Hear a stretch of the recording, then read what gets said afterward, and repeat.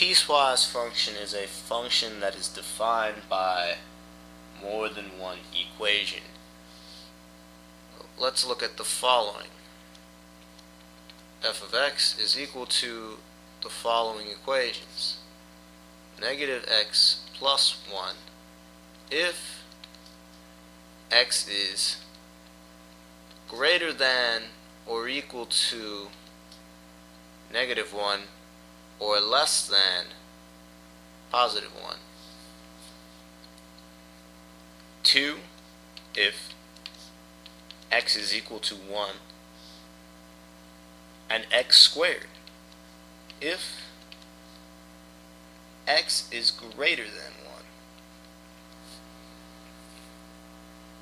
So this means that as we're going along our x values, the value of our function is different depending what x we're putting in.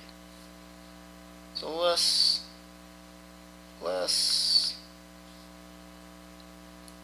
put this in a, it's probably best to put this in a table, I guess.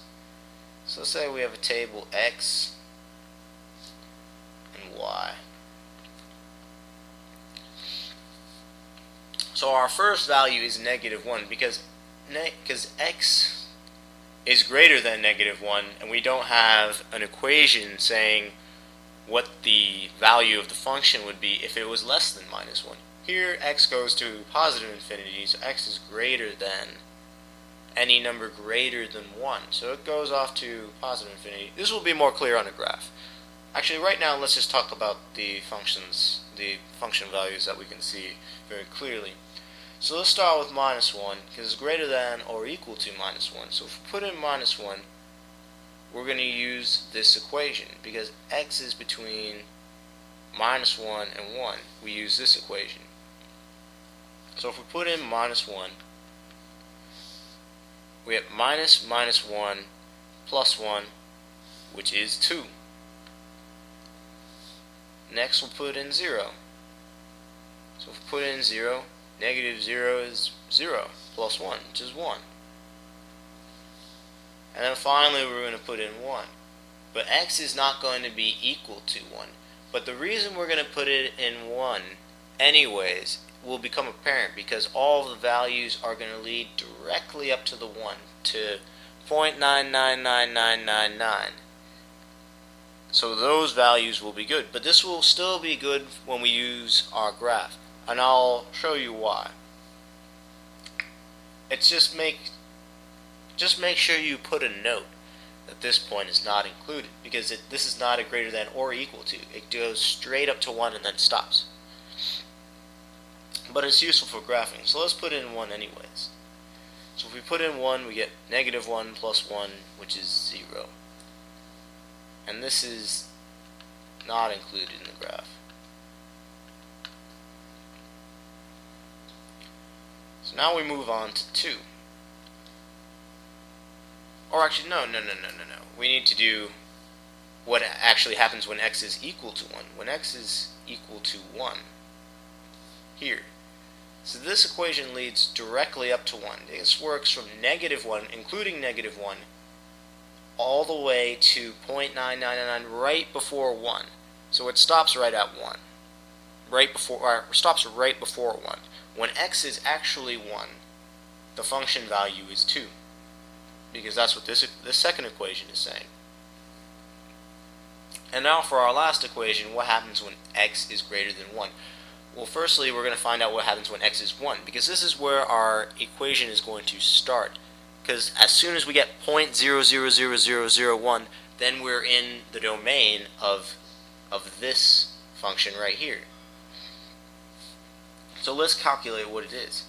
If x was 1, then 1 squared would be 1. Now let's move on to 2. If it was 2, 2 squared is 4.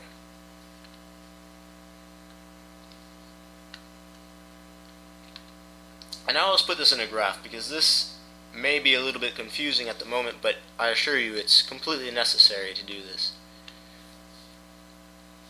if you want to come up with an accurate graph. Here we are. 1, 2, 3, 4.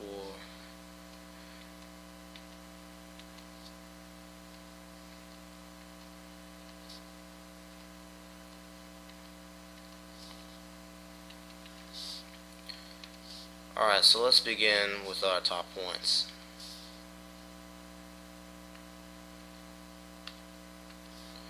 So we had -2, or -1, 2. -1, 2. So we're in our first function right now. Out of our series of 3, we're going to go between -1 and 1 first using this. So -1, 2, then we have 0, 1. And then we have this point that leads directly to 1 but does not actually have a value of 1. Because when x is 1 we use this equation, but it's going to lead, we're going to lead right up to it. So when x is 1, using this first equation, y is 0. And we're going to put an open circle like we did in our step function, where it's not included. So all of these values are included right up to when x becomes 1. Then once x is 1, this function takes over, where it's a constant x is 2. So we go up to here, 1, 2. And that's where our point is, right there. After that, this function takes over. As soon as x becomes anything greater than 1, we are now using this function. So let's find out where this function would begin, but it does not have value. So this function had 1, 0. Oh, no. It had, oh, I wrote down the wrong number over here. Oh, no, I didn't. I got confused. So this is why it's a little bit confusing. So this is the first one, this is the second one, and here is the third one. Actually, let me do these ones in different colors. I'll do the second one in purple. That's what I should have done from the beginning.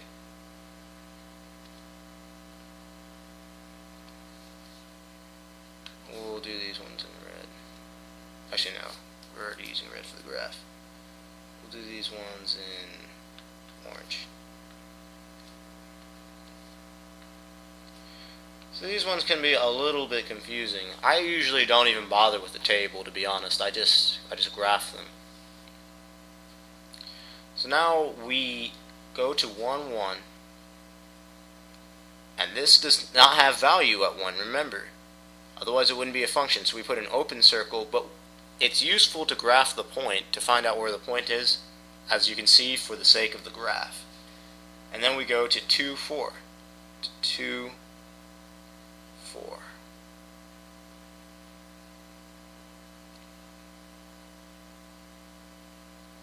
And then it goes up to infinity. It doesn't say when this stops. So this is what's going on in the function. If we read it from left to right. So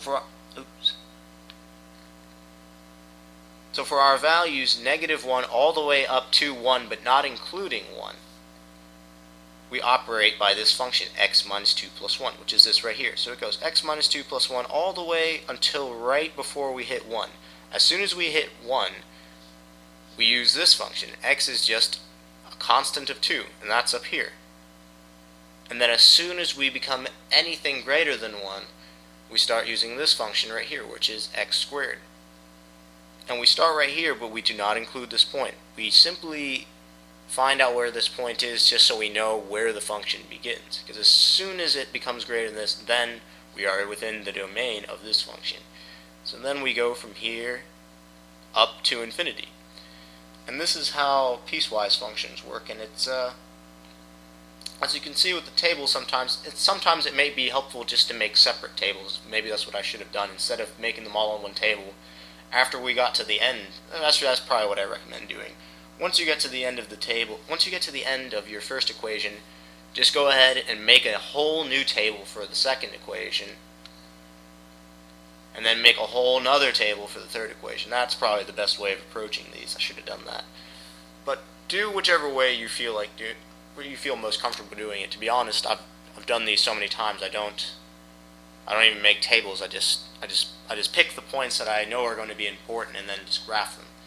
But here, you may not be aware of what points would be important. It's usually the endpoints, depending on the type of graph.